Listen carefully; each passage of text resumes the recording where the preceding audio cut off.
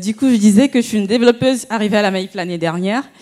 Nouvelle ville, du coup, je me suis installée à Niort avec un enfant en bas âge. Il avait 1 an à l'époque. J'avais pas de permis. Nouveau boulot, nouvelle ville. C'était super compliqué d'assurer au boulot, d'assurer à la maison. C'était vraiment compliqué. Du coup, j'ai la chance cet après-midi d'avoir Jean-François Garot qui va me donner des astuces pour mieux concilier la vie pro et la vie perso et comment être plus productif au boulot. Donc, j'ai hâte d'écouter tes précieux conseils.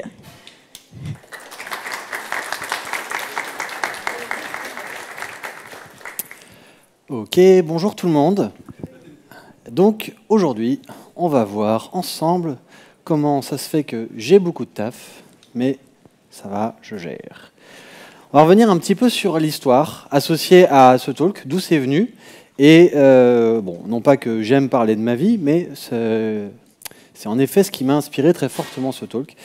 Et donc je vais vous raconter un petit peu comment s'est passé mon début de carrière jusqu'à un certain point et comment j'ai fait en sorte d'essayer de garder un maximum d'équilibre. Donc, il était une fois un développeur, voilà, du coup c'est moi, qui démarre dans l'informatique, mais qui n'est pas à fond dans l'informatique parce qu'à l'époque il est jongleur beaucoup. Donc, ça tombe bien, DevQuest, il y a des ménestrels, tout ça, je me suis dit tiens. Mais il est quand même curieux. Il est quand même curieux parce qu'il aime bien apprendre. Il a une soif de savoir, malgré tout. Parce qu'il se dit, tiens, l'informatique, c'est quand même très sympa. Et donc, il creuse beaucoup de choses. Il lit beaucoup. Parce que, forcément, pendant ses études, c'était pas le major de la promo. Et donc, fallait un petit peu rattraper le retard. Lire, c'est bien. Du coup, il y a plein d'articles à lire parce qu'en fait, vous le savez, l'informatique, c'est très vaste. Hein, il y a énormément de choses sur lesquelles on peut creuser. Et puis aussi, il aime bien un petit peu geeker. Tester des trucs, de l'électronique, s'amuser à contrôler des Lego avec un bras robotisé, des choses comme ça. Mais il y a une composante commune. La journée, c'est le taf. Le soir, c'est la veille. Donc, bon, jusque-là, tout va bien. Enfin, on se dit peut-être qu'il y a un truc, mais globalement... je suis jeune, je n'ai pas encore d'enfant. Il y a plein de choses qui font que j'ai du temps. Et la chose que je n'avais pas forcément prévue, c'est que finalement, cette montée en compétences que je fais, où je découvre plein de choses, ma boîte, elle a envie de capitaliser là-dessus. Puis elle me dit, hey, dis donc, tu apprends plein de trucs. Ce serait cool que tu partages un petit peu. Puis moi, j'aime bien partager. Alors, j'y vais. Je commence à créer des conférences, je commence à écrire des articles. Mais vous en doutez bien, bien entendu, tout ça, c'est encore une fois de plus le soir. Mais tout va bien encore. C'est nickel. Vous voyez, il y a plein d'étincelles. C'est tout beau, quoi. Tout va bien. Et puis, finalement, moi, mes envies, mes projets, mes side projects, ça revient un petit peu à ça. Alors, je vais le lire parce que je sais qu'il n'est pas hyper lisible de loin. Donc, ça s'appelle les side projects. Hein, c'est un strip de comic strip qui me faisait beaucoup marrer. Bon, c'est cool, le plus gros du boulot est fait, encore quelques heures et c'est en ligne. Ah tiens, en fait, ça me fait penser à une super idée. Je vais envie de tester ce nouveau framework. Alors, on démarre un nouveau truc. Et puis après, t'as démarré un nouveau side project. Ouais, enfin bon, non, j'ai pratiquement fini l'autre, donc là, je démarre un nouveau truc. Donc, on se retrouve un petit peu à avoir ce champ de projets interminés, comme ça fait rire. Mais en fait, ce que je n'avais pas remarqué à l'époque, c'est que aussi, au fond de soi, ça génère une sorte de sentiment d'insatisfaction en permanence. On se dit tout le temps, en fait, on ne va jamais au bout des choses, on démarre plein de trucs, on ne les finit pas. Il y a un goût de l'inachevé qui commence à s'installer, qui n'est pas forcément plaisant.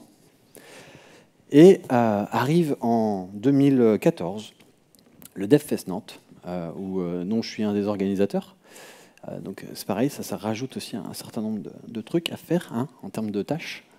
Et notamment, je discute avec un de mes collègues à l'époque qui s'appelle Rossi Audet et qui me parle d'un truc qui s'appelle GTD, Getting Things Done. J'en parlais un petit peu après.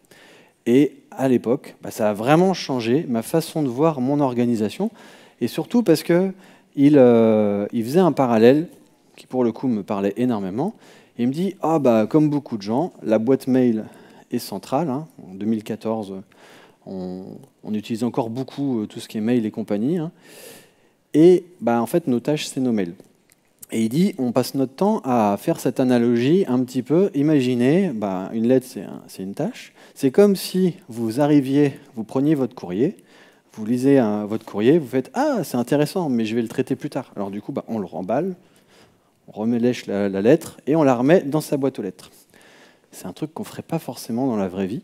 Pour autant, en fait, on fait que ça avec ces mails. On fait « Ah, c'est vrai, c'est intéressant. Mais attends, je vais le marquer en non lu pour être sûr de le traiter. » Et donc, je me dis « Ah, il y a peut-être un truc à travailler, il y a peut-être quelque chose à faire. » Et donc, il arrive en présentant GTD. Alors, je ne suis pas un expert de la méthodo, mais voilà ce que j'avais retenu en tout cas à l'époque. C'est un backlog de tâches. Bon, ça, jusque-là, ça va. Et il y a un précepte majeur de GTD qui est important. Si ça fait moins de 2 minutes, tu le fais tout de suite. Ça change pas mal la donne en vrai. Et puis après, il y a un mode Kanban avec du coup du to-do, doing, done. Donc, globalement, l'idée, c'est de se dire, OK, on va gérer ces tâches. Il y a une sorte de workflow, si vous cherchez sur GTD, sur l'arbre de décision de qu'est-ce que je fais, comment je gère, etc. Et l'idée, en effet, c'est d'éviter les tâches parasites. Notamment, c'est surtout ça. C'était le côté, si ça prend moins de 2 minutes, tu le fais. Parce qu'il n'y a rien de pire que le truc qui traîne et puis qu'on postpone tout le temps, donc qu'on retarde en permanence. Et ça ne nous aide pas. Et après, on est simplement dans de la gestion de tâches, entre guillemets, on planifie, etc. On va la catégoriser. Et puis, il y a le to-do, doing, done. OK, très bien. Et à l'époque, il y a Google qui sort un super outil, Inbox. Alors, je ne sais pas qui a connu Inbox dans la salle. Moi, j'étais grand fan. J'étais, oh ouais, ça correspond exactement à ça. L'idée n'est pas spécialement de vendre Inbox ou quoi que ce soit. D'ailleurs, j'y reviendrai. Plein de fois, je vais vous parler d'un outil en particulier, parce que c'était l'outil que j'avais utilisé, mais en vrai, on s'en fout de l'outil de JF. Ce qui va être intéressant, c'est la méthode que j'ai déployée. D'accord ? Donc, JF, il a utilisé Inbox. Et donc, ce que m'a appris Inbox, qui était très important, c'était archiver mes mails. J'ai découvert la fonctionnalité d'archivage. Et ça m'a permis de passer d'un truc un peu moins stressant, qui était de ce genre-là. Voilà, ma boîte mail avant, 27 000 mails, ok, bon, c'est pas mal, à un truc qui ressemblait à ça. Ah bah là, tout de suite, on est un peu plus zen quand on débarque dans sa boîte mail quand c'est comme ça. Restait quand même un élément après associé à ça, c'est que il y avait toujours cette notion de finalement, je garde que les mails actifs, donc j'avais pas complètement tué le côté un mail, c'est une lettre que j'ouvre et que je referme, mais j'avais déjà vachement assaini mentalement ma inbox. Et ça, c'était important. Et puis, un truc qu'a apporté justement Inbox que j'aimais beaucoup à l'époque, que je ne pouvais pas faire avant avec Gmail classique sans installer des extensions, c'est la notion de retarder des tâches. En fait, ils avaient un petit bouton où ils disaient, tiens, ce mail-là, si tu veux, ou cette tâche, je te la fais revenir la semaine prochaine, demain, dans 5 jours, la date que tu veux, etc. Et là, du coup, on se retrouve beaucoup plus à un système de planification, ce qui fait que c'est un peu plus intéressant. Et donc, en effet, on se retrouve à avoir un truc un peu plus propre où j'ai vraiment des mails, des tâches qui étaient un peu mixées. Et donc, le mail, c'est une tâche, on archive tout, on garde que les mails actifs. Une tâche, c'est une tâche.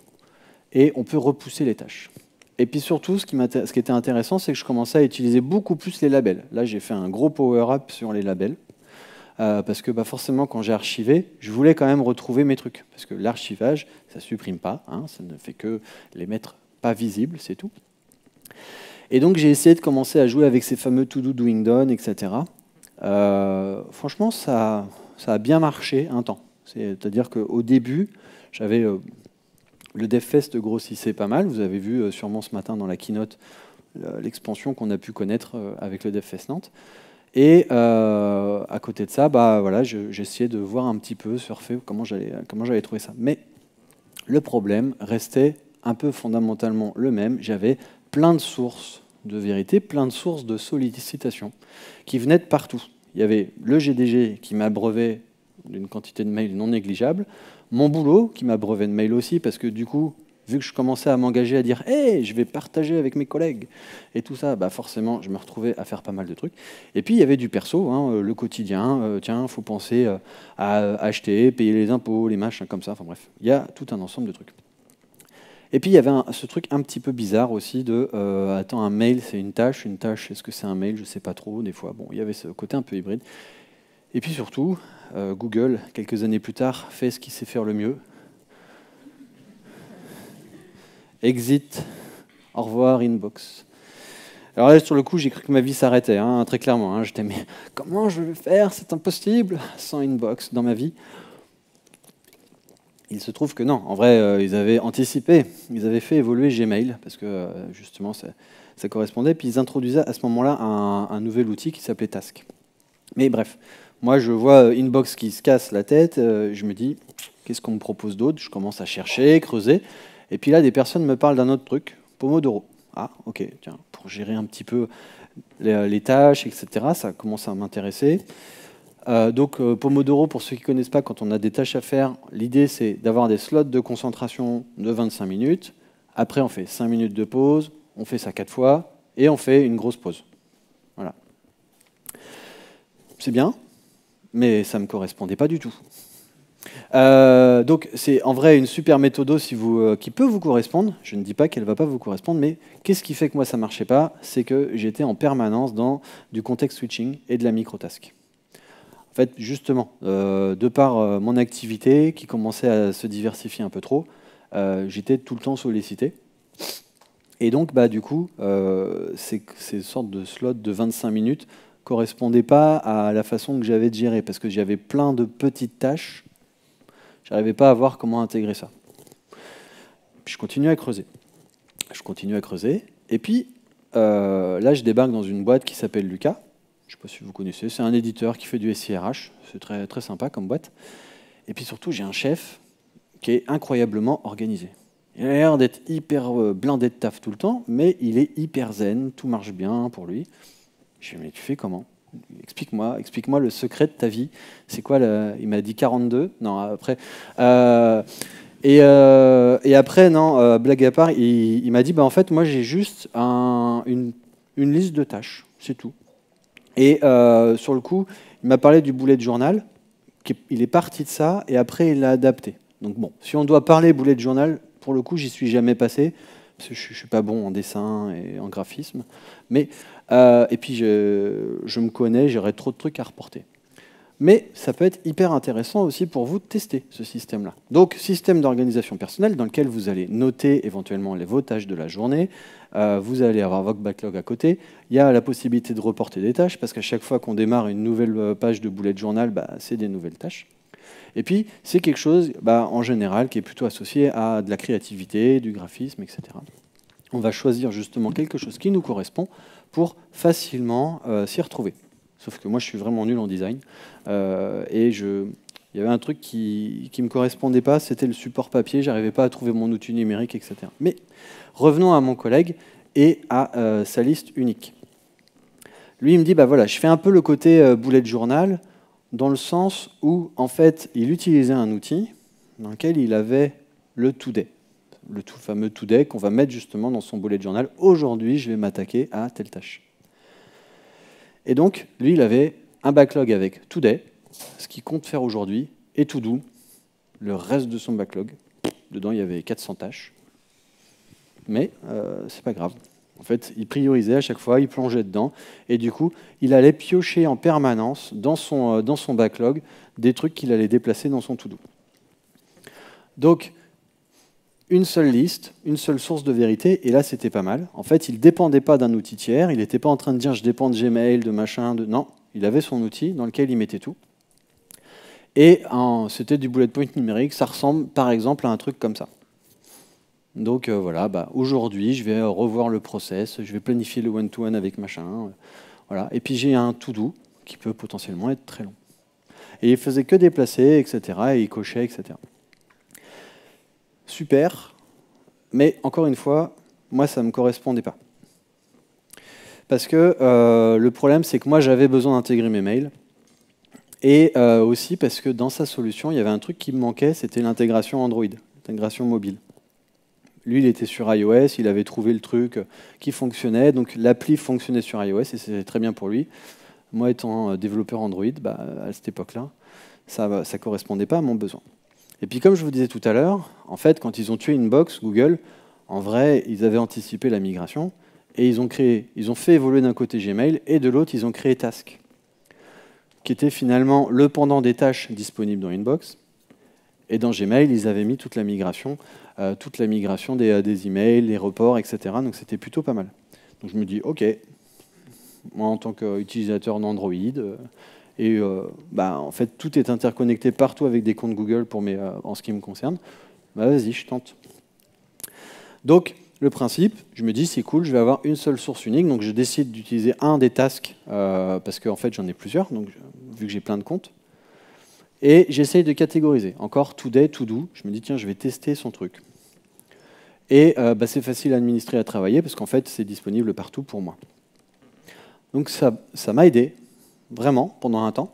Ce qu'il faut voir à chaque fois, c'est que chacune de mes itérations, finalement, m'a permis d'encaisser une charge supplémentaire de travail. Chacun des runs que j'ai fait, des moments où je me suis reposé, j'ai fait évoluer, à chaque fois, ça m'a permis d'encaisser encore plus la répartition des charges, les trucs qui me tombaient dessus. Et donc là, c'était le cas. Mais là arrive 2018, où j'ai l'énorme chance de pouvoir démarrer une aventure à Sphère Nantes. On me dit, tiens, tu vas créer l'agence de Sphère à Nantes. Alors, je ne sais pas si vous connaissez Sphère, c'est une société de services, bref. J'aime beaucoup cette boîte, je suis très content d'en prendre la direction. Mais du coup, forcément, vous imaginez bien que ça rajoute un petit peu plus de challenge et d'enjeu de passer de dev à directeur d'agence. Sans pour autant arrêter, bien entendu, ma vie de famille, mes conférences, ma veille, le fait d'être organisateur du GDG, tout ça, bien entendu, je n'avais pas envie de l'arrêter. Donc là commence à arriver un poids non négligeable et très fort, qui m'arrive dessus parce que finalement, là, il y a vraiment trop de sollicitations et en fait, j'oublie un petit peu mon identité, je ne sais plus trop... je ne fais que pour les autres. Je me retrouve à faire pour le GDG, c'est très bien.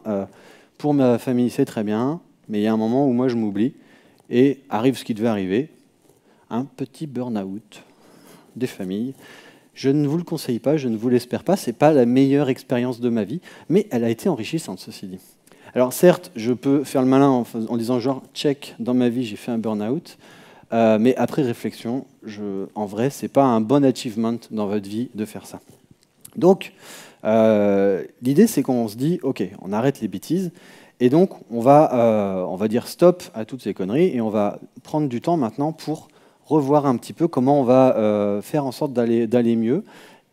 Pour autant, je n'avais pas envie d'arrêter la direction, je n'avais pas envie d'arrêter le GDG, je ne pouvais pas arrêter d'être papa, et potentiellement, il y avait la question sur les conférences. Ça a été un vrai questionnement pour moi parce que c'est très chronophage, c'est beaucoup d'énergie. Mais tout ça, c'était un truc que j'avais quand même envie de continuer. Donc, j'ai pris du recul. Et là, du coup, c'était une phase essentielle. On prend le temps de noter. On se dit, OK, qu'est-ce qu'on veut garder? C'est quoi les pour et contre? Et puis, il y a un élément majeur dans ce que je vous ai dit tout à l'heure, c'est avant de sombrer, j'ai remarqué, en fait, je ne m'en rendais pas compte, mais je m'étais oublié. Et ça, c'est un des éléments fondamentaux que j'ai retravaillé à la suite de ça pour, du coup, changer. Et justement, j'ai pris le temps de le noter. Et je me suis dit, OK, qu'est-ce qui fait, finalement, qu'on fait un burn-out? Qu'est-ce qui fait qu'on se sent ce poids, etc. Un des éléments majeurs, c'est la charge mentale. Vraiment. C'est vraiment l'élément essentiel sur lequel il faut lutter, parce que c'est ça qui fait qu'on n'arrive plus à s'en sortir, qu'on a ce sentiment permanent de dire « je n'ai pas le temps ». En fait, c'est peut-être pas que vous n'avez pas le temps, c'est que vous ne prenez pas le temps. Des fois, il y a une nuance entre les deux. Et donc, des fois, d'ailleurs, je me reprends moi-même. Quand je dis « j'ai pas le temps », non, je dis « je ne prends pas le temps ». Important d'avoir ça en tête. Et justement, cette charge mentale, elle est énormément liée à ça, parce qu'on n'arrive plus à faire le tri, on n'arrive plus trop à voir le fait que d'un côté, il faut aller chercher les enfants à l'école, il faut penser à la propale qui doit être délivrée pour demain, à tel truc qui doit sortir, j'ai oublié de faire l'entretien annuel de bidule, puis pour le DevFest, il faut que je m'occupe d'aller chercher les top speakers, etc. Donc il y a tout qui se mélange. Donc, OK, on va commencer à nettoyer tout ça. On va regarder comment on va faire pour être concentré, pour avoir un tapis tout beau, tout propre et une tête qui commence à s'aérer un petit peu. Alors, les premiers concepts, important et majeur et ultime, c'est nous ne sommes pas des super-héros ou des super-héroïnes. Hein. Les super-héros, c'est un truc de film, hein, c'est de la science-fiction, ça n'existe pas dans la vraie vie. Les gens qui sont capables de tout faire, globalement. Il y a des gens on a l'impression comme ça, qui sont extraordinaires parce qu'ils font plein de trucs, mais en vrai, là, si on prend l'exemple des speakers et speakeuses, depuis que j'ai fait mon burn-out, je discute un peu plus facilement de ça avec les gens. Et je discute aussi beaucoup avec des speakers et speakeuses. Et je me rends compte qu'en fait, tous ces gens que vous voyez, là comme ça, vous me voyez, vous vous dites, mais dis donc, il a l'air bien dans sa vie, ce mec. Et très bien, mais en effet, mais parce que j'ai travaillé sur moi. Mais avant aussi, je donnais cette impression sur scène. Pour autant, j'étais à moitié effondré à l'intérieur. Et j'en croise plein des speakers comme ça, parce qu'en effet, on garantit une image. Et c'est aussi un truc que je dis très souvent, c'est on n'est pas la même personne entre ce qu'on fait au travail, dans notre vie perso, etc. Donc en effet, quand on est en représentation sur scène, bien entendu qu'on montre le meilleur de nous-mêmes. Vous n'avez pas envie de me voir tout recroquevillé, puis excusez-moi, c'est triste. Ça, c'est pas très drôle. Si vous me voyez faire ça, on va un petit peu s'ennuyer dans le reste de la session. Donc ça, c'est essentiel. Personne, ça n'existe pas, les super-héros, et donc vous n'en êtes pas un ou une. Quand bien même, ça peut flatter votre ego de vous dire que vous êtes en capacité de faire plein de choses, et dans ce cas-là, c'est très bien de faire plein de choses. Mais c'est important de ne prendre conscience que vous n'êtes pas cette personne super-héroïque. Parce que ça va vous permettre de vous enlever un poids sur justement les attentes qu'on peut vous demander. C'est quelque chose de fictif, le super-héros. Ça n'existe pas dans la vraie vie, donc je ne vois pas pourquoi on devrait vous le demander. On est dans la vraie vie, on n'est pas dans la fiction. Donc, comment on va faire pour accepter ça? On va devoir, bien entendu, revoir et repenser ses objectifs. Je vous l'ai dit, le problème, c'est que j'étais en mode, j'ai envie de garder quand même plein de casquettes. Qu'est-ce que je vais faire pour continuer quand même un certain nombre de trucs? En fait, j'ai gardé des casquettes, par contre, je me suis enlevé beaucoup de taf à plein d'endroits. Il y a plein de moments où, du coup, j'ai défini des nouvelles priorités, chose que je ne faisais pas avant. Je suis en garde alternée, les semaines où j'ai mes filles, c'est sacré, je ne fais pas de conférences, je ne fais pas d'événements le soir, je suis consacré à ma famille. Ça, c'est essentiel pour moi. Au niveau du taf, quand on me demande des trucs, si on commence à arriver dans ma zone où je sais que ça va faire trop, je dis OK, qu'est-ce que j'enlève? Qu'est-ce qu'on met en moins dans ce cas-là? Très souvent, les gens se disent oui, mais je n'ai pas le choix. C'est souvent ça que j'entends. Et j'ai été le premier à le dire. Je me souviens d'une fois où j'ai eu l'énorme chance de pouvoir me faire coacher professionnellement. Et justement, avec mon coach, pour la reprise en main de mon emploi du temps, à un moment, il me dit, là, ton agenda, parce que mon agenda était blindé de rendez-vous, de machin, de trucs, il me dit, tu me dégages 2 jours entiers dans la semaine. Je le regarde, je dis, mais c'est impossible. Il me dit, si, tu le fais. Et il ne m'a pas laissé le choix. Et en fait, du coup, j'ai été obligé de faire des choix. J'ai revu, du coup, mes priorités, j'ai revu mes choix. Et en effet, depuis que j'ai fait ce travail-là, c'est vrai que je suis beaucoup plus serein. Parce qu'en fait, j'ai des zones d'aération sur lesquelles je vais pouvoir maîtriser, mais j'y reviendrai un petit peu après. Et donc, ce qui est difficile dans cette phase de remise en question sur ces objectifs, c'est que potentiellement, ça va peut-être casser un certain nombre de trucs. Peut-être que ça va vous amener à changer de job. Peut-être que ça va vous amener à arriver plus lentement à la carrière que vous vouliez. Bref. Mais le plus important, c'est vous. Ce n'est pas tant cette image que vous projetez, c'est vous le plus important. Donc, c'est ça qu'on va faire. Et un truc qui peut vous aider aussi à ça, c'est écrire. À cette phase-là, où j'avais besoin, je l'ai dit au début, mais j'ai écrit énormément de choses sur, justement, mes priorités, c'est quoi ce qui me plaît, ce qui ne me plaît pas, qu'est-ce qui, dans mon job, fait que j'y reste encore, en fait. J'ai vraiment hésité à quitter Sphère à ce moment-là, parce que, entre guillemets, il faisait partie de ces éléments qui m'avaient amené au burn-out. Pour autant, il y avait quand même plein d'aspects positifs. Donc du coup, j'ai regardé, et puis en effet, quand je faisais le pour et le contre, la balance des pour était clairement au-dessus de la balance des contre. Donc je me suis dit, très bien, il faut que je travaille juste sur la façon de gérer mes objectifs, etc.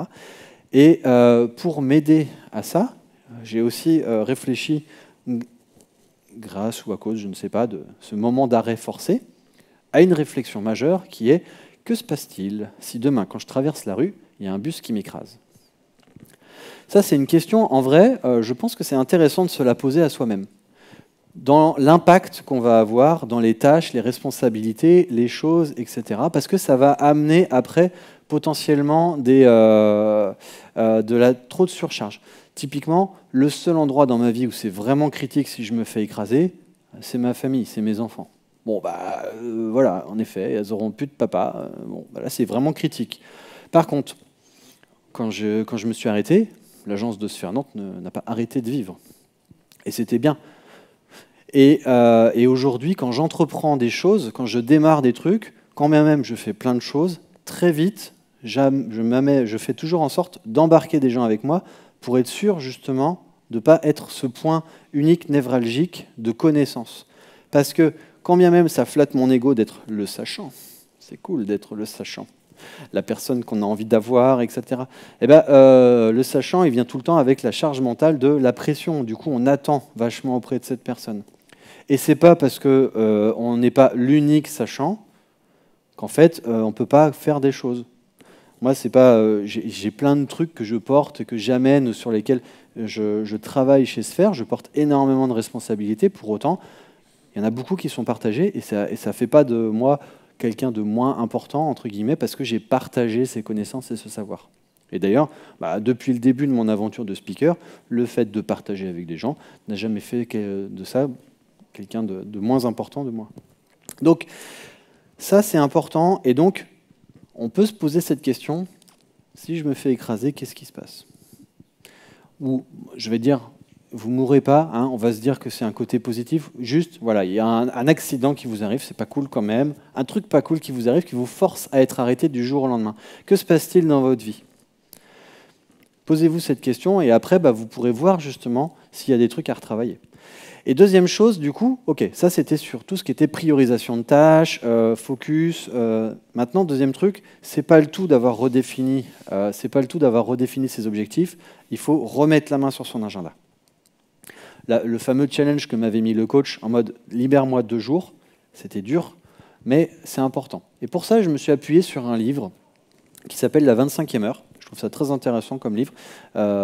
C'est donc des interviews de 300 CTO qui ont été faits et qui partagent énormément de tips, de techniques d'organisation. Il y a plein de trucs qui sont un peu triviaux.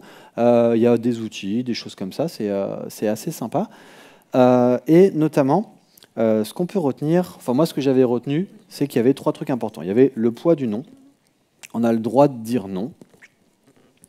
Donc on ne peut pas tout faire. Ça revient à ce que je disais tout à l'heure sur le côté super-héros. L'organisation, savoir s'organiser pour éviter la charge mentale. Donc ça, je vais vous montrer 2-3 petits trucs après pour pouvoir gérer ça. Et déléguer. En fait, on n'est pas obligé de tout faire. On va déléguer. Ne pas être un SPOF, c'est Single Point of Failure. Voilà, c'est le qu'est-ce qui se passe si je me fais écraser par le bus. Donc, on va réfléchir. Et une fois qu'on a pris tout ça en main, je me suis dit, j'ai commencé à créer des nouveaux rituels. Donc, cette fois-ci, j'ai travaillé une seule liste d'une manière générale. Je travaille au max la zéro inbox. Donc la zéro inbox, c'est quand j'ai plus de mails dans mon Gmail. Je fais un truc qui est hybride entre GTD et bullet point, dans le sens où je m'astreins le concept de si ça fait moins de 2 minutes, tu le fais. Mais après, je ne vais pas dans le to-do doing done, par exemple. Je suis juste en mode, tiens, j'ai mes tâches de la journée. Je planifie du coup beaucoup de choses. Je sais à peu près, quand une tâche vous arrive dessus, vous savez à peu près le temps que ça va vous prendre, enfin, l'effort plutôt, je dirais, l'effort que ça va vous prendre. Et vous essayez de le planifier. Est-ce que vous connaissez les deadlines, etc. La délégation, est-ce que le truc peut être délégué? Oui, non. Et on va mettre en place des créneaux de dispo, mais je reviendrai un petit peu dessus après. Et ça, c'est important aussi, remise en question régulière, parce que ça va avancer, les rituels vont avancer, vont évoluer. Typiquement, au tout début, j'étais parti en mode zéro inbox, matin, midi et soir. J'ai tenu 2 mois, à peu près. Alors j'étais content, hein, je pouvais crâner en mode hey, j'ai une zéro inbox comme ça tout le temps.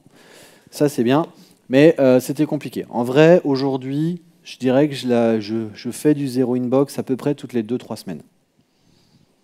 Au quotidien, je traite mes mails quand même de façon rapide sur un certain nombre d'éléments. Donc, est-ce que le mail doit être traité ou pas? Il y a certains mails qui restent, qui vont m'aider et d'autres pas. Mais ça, par exemple, c'est un rituel que j'ai fait évoluer. Dans la 25e heure, justement, il vous invite à faire ça. Un truc que j'ai pas dit aussi dans la 25e heure qui dit ce qui est important, c'est pour vous aider à travailler tout ce qui est sur sollicitation, bien entendu, c'est de couper. C'est assez logique, mais couper tout ce qui est notification. Plus vous couperez les mécanismes de sollicitation, et c'était en ça où Pomodoro, Pomodoro vous incite dans cette démarche à systématiquement couper les espaces de notification. Je suis concentré pendant 25 minutes, je ne regarde rien. J'ai un coup de fil de ma mère hyper urgent qui m'appelle. Non, j'attends la fin des 25 minutes et je rappelle maman après. Donc du coup, voilà, on fait ça. Et comment on s'y prend? En fait, j'ai, en termes d'outils, utilisé Todoist parce que ça m'a permis de faire un truc que je n'avais pas jusqu'alors, l'unification de tous ces univers. En fait, Todoist, grâce à un widget et une extension Chrome, me permet à un seul endroit, dans une seule application et dans une seule source de vérité, d'avoir l'ensemble de mes tâches. Parce que grâce à l'extension, je vais pouvoir transformer un mail en tâche, mais aussi bien dans mon Gmail perso que dans le Gmail GDG ou dans mon Gmail Sphère. Je cultive du coup tout le temps la zéro inbox. Un mail, du coup, devient une tâche, et une tâche est une tâche à nouveau, mais cette fois-ci, je le sais un peu plus. C'est plus assumé. Je comprends comment je fonctionne par rapport à ça. Et dans la modification que j'ai faite, il n'y a plus de to-do, de today to-do. J'ai juste une to-do. Et comme c'est ce qui m'a permis de mieux gérer ça, c'est le côté multi-compte. C'est là où vraiment j'étais content. Ce qui est cependant important dans tout ce que je vous dis, c'est que ça, c'est dans mon organisation personnelle. Bien entendu que quand vous êtes dans un projet, il y a peut-être un Jira, il y a peut-être un je sais pas quoi qui a été mis en place pour gérer le backlog. Ok, très bien. C'est pas un problème en fait. Ce qui est important, c'est d'identifier pour vous des sources de vérité qui vont vous aider à libérer votre esprit. Typiquement, grâce à cette nouvelle organisation, en fait, j'ai à l'instant T plus rien dans ma tête qui vient me parasiter. Pourquoi? Parce que tout est écrit là-dedans. J'ai cette source de vérité dans laquelle je crois. À vous de définir la vôtre. Ça peut être des post-it, ça peut être un blog papier, ça peut être Evernote, Notion. En fait, on s'en fout. Votre truc que vous allez utiliser. Et globalement, quand on est sur un projet informatique en équipe, si le consensus dit le backlog de tâches il est dans Jira, très bien. Vous savez que votre quotidien de développement de tâches, il est dans Jira. Par contre, votre organisation après, à côté, elle qui est en dehors de « je dois produire du code pour faire shipper une feature », c'est là où vous devez trouver votre organisation. Et surtout, votre outil. C'est plus ça, en fait. Et donc, typiquement, ça m'arrive très régulièrement, quand je suis en entretien, quand je fais des one-to-one avec les personnes que je manage, ou même, le truc le plus chiant, je suis sur le point de m'endormir, et puis là, il y a une idée qui pop. Alors là, il n'y a rien de pire, du coup. C'est pour ça que j'ai le widget, typiquement. Le widget, vous voyez là, il y a le petit bouton qui est directement sur ma home, ajouter une tâche, ça me permet de dormir sereinement. Et ça, c'est vraiment bête, mais c'est essentiel, parce que je sais que je ne vais pas m'endormir avec ce truc en tête. Et comme j'ai confiance dans Todoist, en fait, ça me suffit. Et après, si je veux, je peux consulter mes tâches à côté. Donc, j'ai la vision, etc. Ça va ressembler, donc, après l'intégration, c'est pour vous montrer, ça c'est comment moi je fonctionne, hein. Mais là, c'est à vous de voir. Là, je vous montre l'intégration, par exemple, du plugin. Le plugin m'affiche directement mes tâches dans mon Gmail. Ou, ce que j'aime bien, c'est que si, par exemple, j'ai reçu un email, je vais pouvoir cliquer sur ce petit bouton, et automatiquement, ça va me proposer de créer la tâche associée. Résultat, après, je fais quoi? J'archive mon email, il n'est plus visible dans ma inbox, il est dans Todoist, je le traiterai quand j'ai besoin de le traiter. Ce qui est intéressant aussi à faire dans tout ça, dans cette organisation, c'est de se garder ce qu'on appelle des tâches sucreries. Enfin, moi, je l'appelle comme ça. C'était Annabelle, d'ailleurs, qui m'en avait parlé de ce truc-là. Merci, Annabelle, pour pour l'idée, je ne sais plus si elle est là ou pas, mais bref.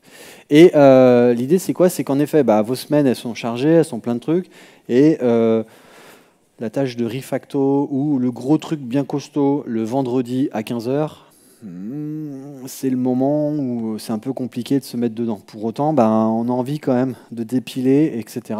Les tâches sucreries, c'est donc des tâches qui vont être plus simples, plus agréables, plus faciles et plus rapides à faire.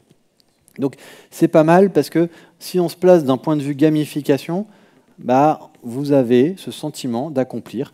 Et je triche, je me suis mis pas mal de tâches sucreries qui sont aussi débiles que sortir les poubelles, que regarder le lundi matin s'il y a des nouveaux articles qui ont été publiés sur un blog post. Ok, j'ai juste checké. Et en fait, je me retrouve à checker plein de tâches.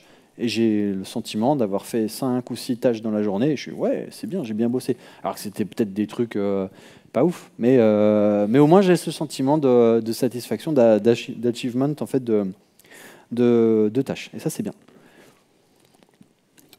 Résultat, quand je vais ajouter une tâche, j'ai le nom de ma tâche, j'ai ici un label, parce qu'en fait, globalement, je catégorise. C'est ce qui fait que finalement, je n'ai plus cette notion de to-do, to-do doing ou de projet.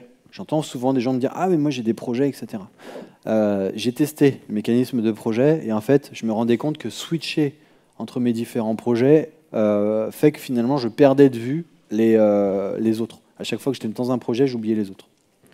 Donc, le fait d'utiliser des labels, par exemple, j'en ai que 3. J'ai perso, GDG, sphère. Voilà, ça me suffit. Si jamais demain j'ai un nouveau truc important dans ma vie, ce sera un nouveau label. Et puis, après, je peux éventuellement rajouter une description, si j'ai besoin d'avoir un truc plus précis. Voire même, je peux mettre des sous-tâches, si je veux être sûr de ne pas oublier des trucs. Typiquement, c'est ce que je fais très souvent, après chacune de mes confs. Quand je prends les feedbacks, les gens me disent « Ah, il faudrait que tu rajoutes ça, machin, un truc, machin. » Ok, donc hop, je note toutes les tâches. Et puis, il y a une tâche qui est reprendre ma presse. Et puis après, je définis des priorités. Le rouge, c'est des trucs que je considère importants. Le important, cependant, ne veut pas dire que je vais le faire tout de suite. C'est juste que c'est un truc que je dois vraiment pas oublier. Le orange, c'est à faire. Et le bleu, en général, c'est plutôt mes tâches sucreries, justement. Typiquement, moi, j'écoute beaucoup de musique, je shazam pas mal de trucs, et des fois, je veux uploader des morceaux que je trouve pas dans 10 heures. J'ai plein de tâches bleues, comme ça. Et ce qui est bien, du coup, avec tout ça, c'est qu'après, je vais quand même pouvoir postponer. Donc, c'est pour libérer régulièrement, justement, mon flot de tâches. Et aussi pour m'amener à un truc essentiel qui est des fois, quand ça fait 1 an et demi, 2 ans qu'une tâche n'est pas traitée et qu'elle revient encore, en fait, c'est qu'en vrai, j'ai pas envie de la faire, donc je décide de la tuer. Elle reviendra quand elle reviendra. Résultat, aujourd'hui, ça ressemble à ça, finalement, ma to-do. Il n'y a qu'une to-do, mais elle est unifiée. Et vous voyez, il y a à la fois du GDG, du perso, du sphère dedans, il y a plein de trucs. Et tout est clair pour moi. Donc je planifie pas mal de choses. Ça, c'est la clarification, la gestion du temps. Et donc, justement, pour m'aider dans cette anticipation, je vous ai dit tout à l'heure, j'ai des trucs aussi cons que sortir les poubelles, parce que c'est vrai que c'est bête de penser à sortir les poubelles, mais c'est une petite information qui reste dans notre tête, qui n'a pas de grosse plus-value. Donc, j'ai plutôt tendance à l'automatiser, ce genre de choses, pour justement être qu'elle ne me pourrisse pas, en fait. Je refuse aussi maintenant beaucoup les réunions inutiles. J'ai expérimenté ça chez le client. Au début, c'était bizarre, il n'a pas compris. Parce qu'en fait, j'étais tech lead sur un projet, et puis tout d'un coup, je me retrouve à avoir des journées de réunion, alors que je devais développer. Et du coup, j'ai commencé à refuser les réunions. Puis la personne me dit « Mais pourquoi tu as refusé ?» Je dis « Pourquoi tu as besoin de moi ?» Et là, du coup, je n'avais pas toujours de justification à le pourquoi on a besoin de moi. Donc toutes celles où je n'avais pas de justification sur le pourquoi j'ai besoin de moi, je dis « Je viens pas alors, dans ce cas-là. » Et ça m'a fait gagner du temps. Il y a quelques règles du coup que j'essaye de m'abstraire. C'est s'il n'y a pas de description, j'ai tendance à refuser de façon systématique. Je n'autorise plus les gens à m'inviter de façon sauvage, c'est fini.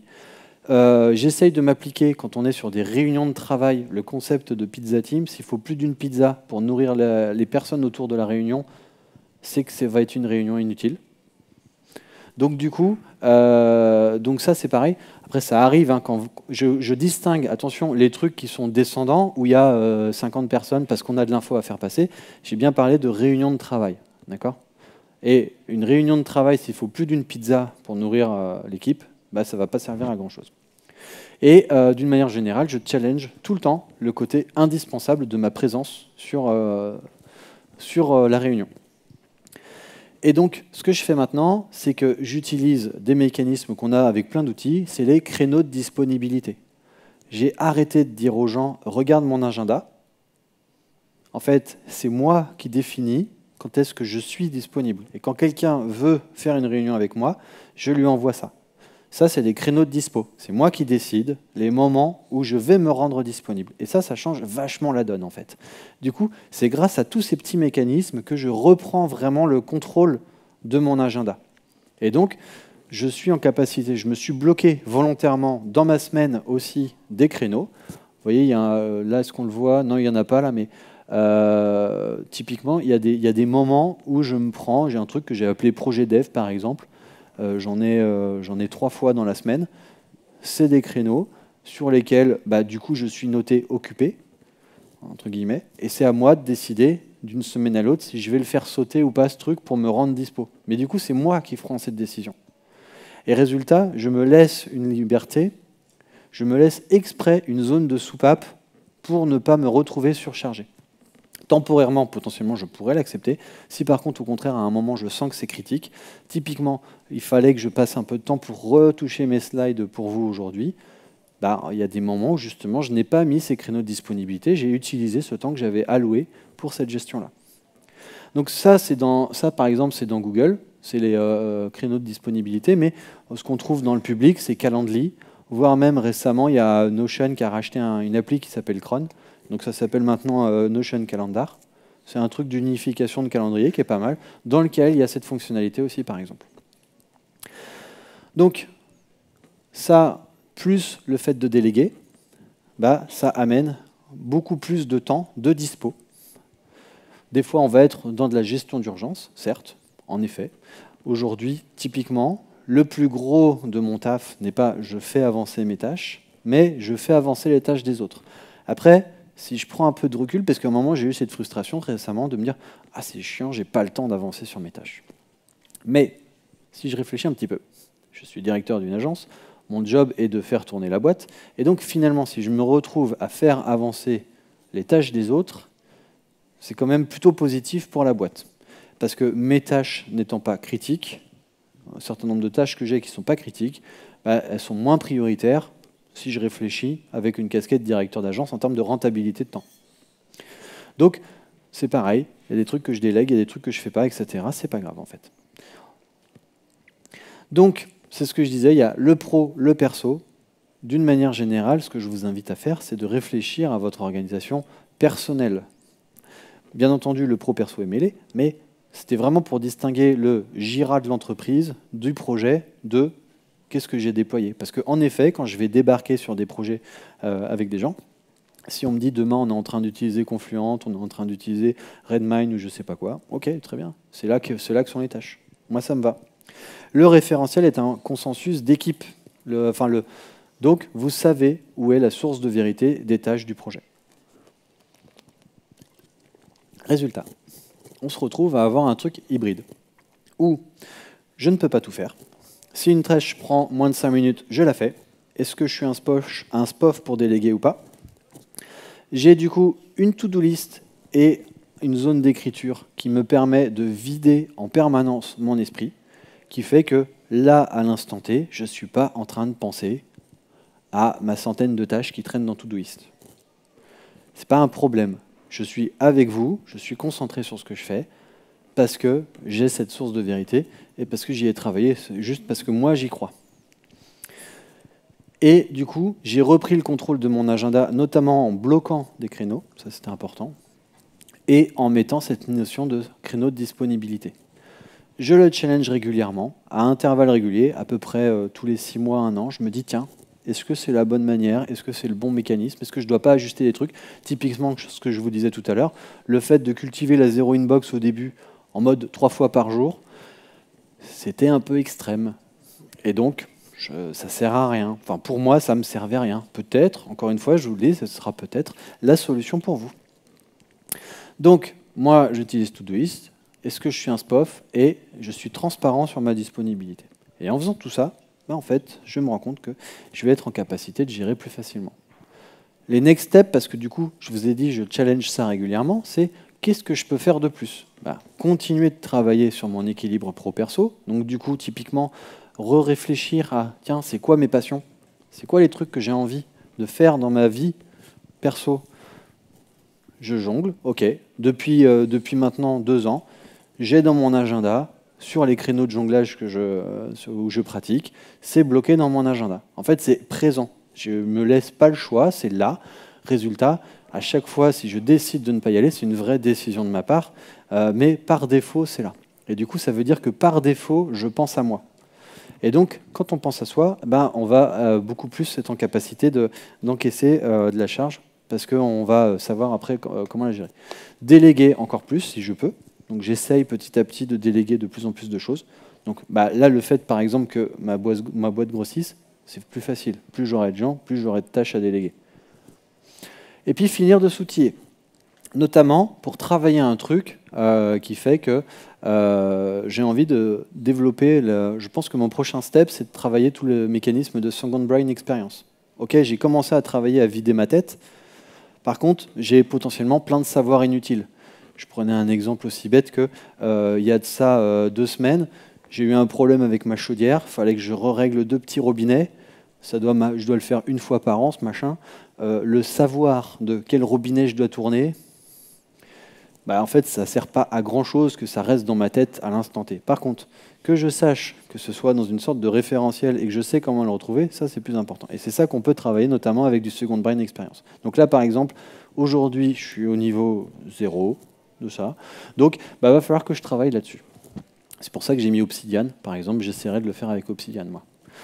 Du coup, au final, dans mon taf, je fais la gestion des locaux, je fais du recrutement, je fais de la marque employeur, je fais de la prestation, de la formation, du code, du management, de l'animation, de la stratégie.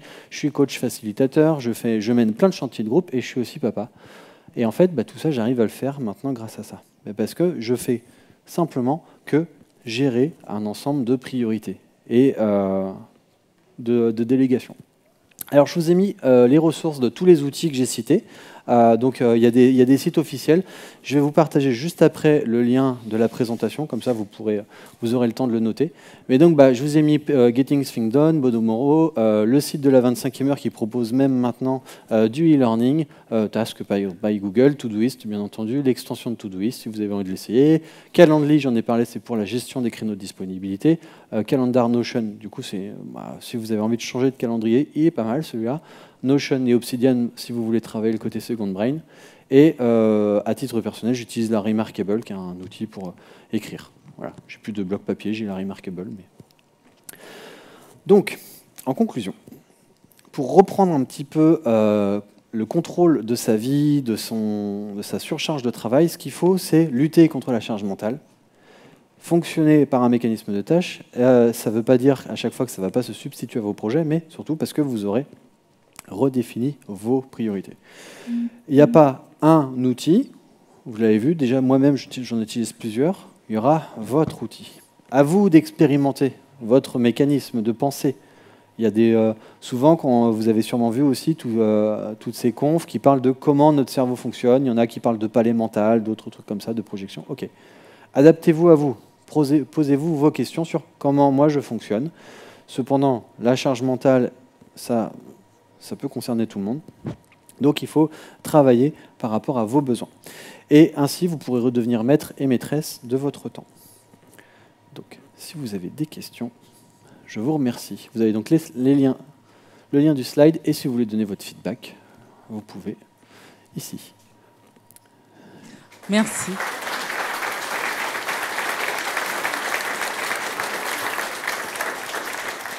C'était très enrichissant. Merci, j'essaierai d'appliquer tes conseils au mieux. Est-ce qu'il y aurait des questions? Oui.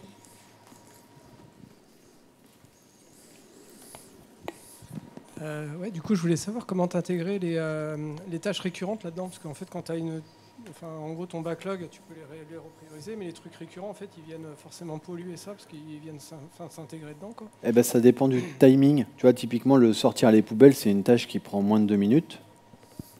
Et Todoist fonctionne, par exemple, par date. Donc, il a tendance à te mettre d'abord les tâches prioritaires, mais aussi, il va te mettre les tâches qui sont pour aujourd'hui.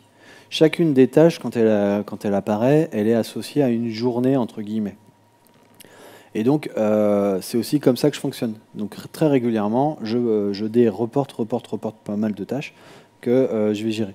Et les petites tâches qui, elles, sont récurrentes, c'est des petites tâches. Donc, j'ai tendance à réfléchir à quel est le meilleur moment dans la semaine, parce que je commence à connaître un peu mon organisation, de quel est le meilleur moment dans la semaine sur lequel, quand cette tâche va popper, je vais la résoudre facilement.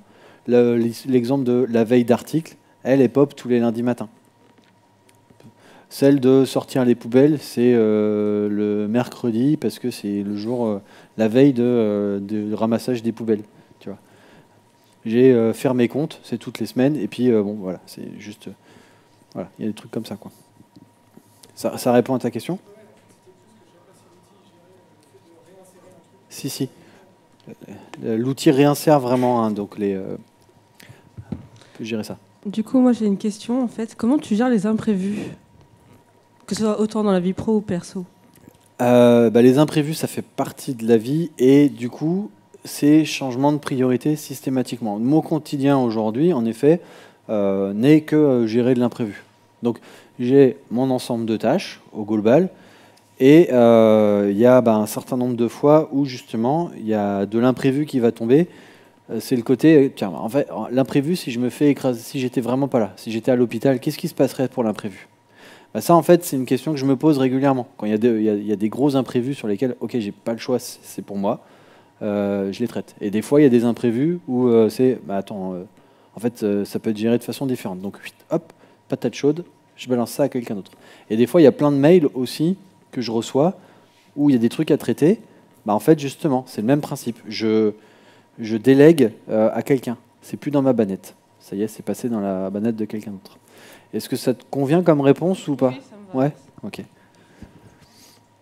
Oui. Bonjour, merci pour la présentation déjà. Et je voulais savoir, tu n'as pas eu déjà la sensation que la to-do list commençait à cumuler, et tu te retrouvais dans un truc où tu étais découragé par tout ce qu'il y avait en fait? Alors, en effet, c'est une problématique sur laquelle je me suis challengé. D'où le fait que je postpone régulièrement, je reporte régulièrement des tâches. Et un des effets que j'essaye de contrer avec ça, c'est d'accompagner dans la mort un certain nombre de tâches. Justement, il y a plein de tâches, comme cette fameuse US qu'on ne veut jamais traiter parce que je ne sais pas quoi. En fait, on sait qu'elle ne sera jamais traitée, elle est dans le backlog pourtant. En vrai, ce qu'il faudrait faire, on le sait bien, c'est la passer dans abandonner ou je ne sais pas quoi. Si un jour le vrai besoin se présente, elle sera traitée. Et en fait, du coup, c'est le même concept que je m'applique à moi-même. J'ai un certain nombre de tâches où, objectivement, ça fait 2 ans qu'elles sont là. Non. Bon, en fait, c'est qu'elle est peut-être finalement pas prioritaire, tant pis. Je recible, en fait, tu vois. Et donc, ce qui fait que, en vrai, si on regarde ma to-do list aujourd'hui, elle a peut-être 100 tâches actives à peu près, tu vois. Mais elle va pas vraiment beaucoup au-delà. Il y a des moments où je ressors avec plein de tâches, et puis assez vite, il y a un moment où je vais me poser, je vais faire un rituel, et je vais faire, ok, là, parmi cette tâche-là, qu'est-ce que je vais reporter dans 1 mois, 2 mois, 3 mois? Je suis en train d'assainir justement cette to-do list pour dire, tiens, je me donne la chance de faire cette tâche plus tard, ce qui va assainir ma to-do list. Et au quotidien, j'ai rarement plus de 100, 200 tâches. Ok, merci. Alors, je ne sais, je regarde le timing, je ne sais pas trop comment... 54. Voilà. On va prendre une dernière question, après vous pouvez vous rapprocher de lui. C'était qui?